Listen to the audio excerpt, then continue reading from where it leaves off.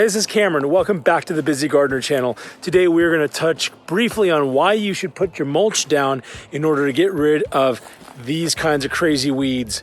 Let's get busy.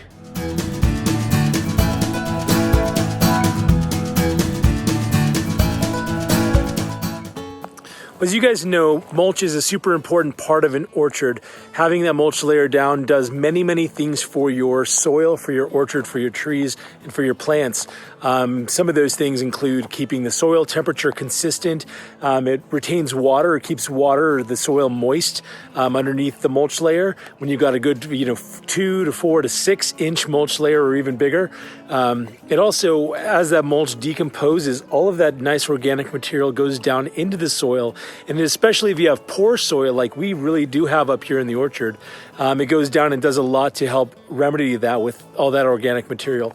But one plus of using mulch that you kind of all of a sudden pops up in the springtime is weed abatement. I want to show you a difference between these two things.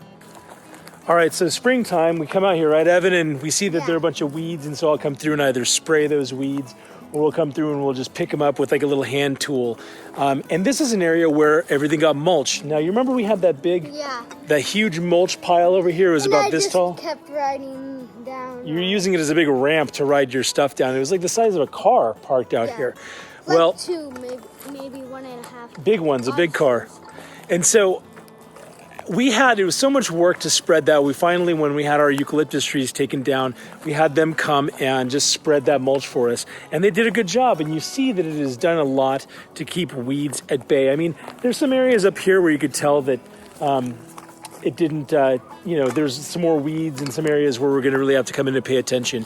The reason it does that is that mulch layer, that weed seed has to go even that much further to find soil, and often isn't able to make it through once it finds purchase. Let's look, on the other hand, over here.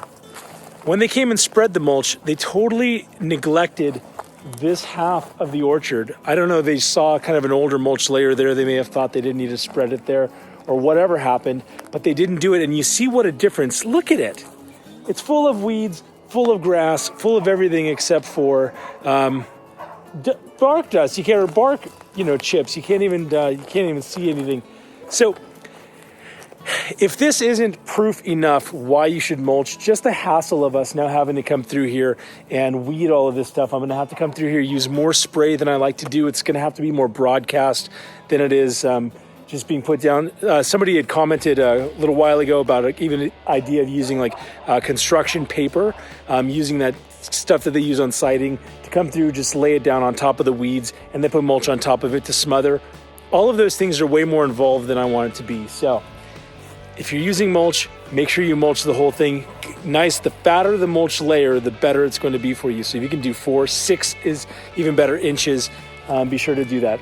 So anyway, hope you learned from our mistake. Tomorrow, guess what I'm going to be doing? Making mulch. Weeding. And you're going to be doing it too, so get ready, get some good rest tonight, because tomorrow we're going to be at it. Anyway, thanks so much for watching. Love to have your subscription if that's something you'd like to do. If not, that's all right too. Hey, whether you got 1 tree in your orchard or 500, until next time, Stay busy. Stay busy.